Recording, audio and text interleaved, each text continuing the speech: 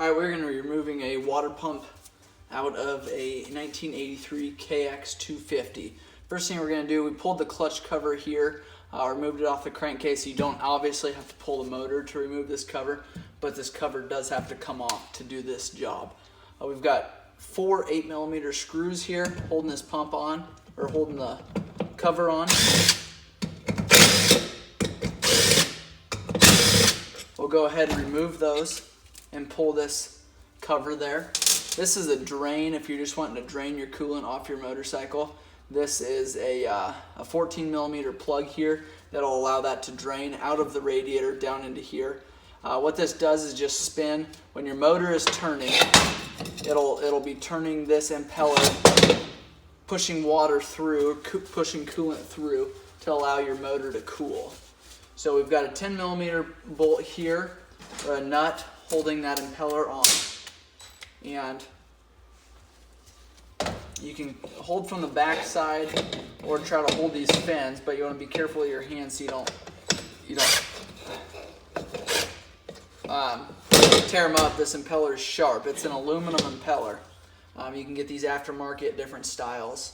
Now what I like to do is leave that, so loosen that nut up, but then also put it back on, thread it almost all the way down, but you want to make sure there's 1/4 inch gap, maybe a little bit less than that. Put your socket back on there, take a hammer and make sure you're lifting the cover up, otherwise you'll hit the other side. Tap that down. Do it again. A lot of times after that point you can just use your hands. Now what you're able to do, pull your impeller off. This washer will come with it a lot of times. There's your allowing you to pull this shaft off. Inspect this shaft really good. A lot of times there's grooves in here from rubbing on that bearing or on that seal, and if that's grooved at all, you want to replace that because that will not allow you to seal up like it should.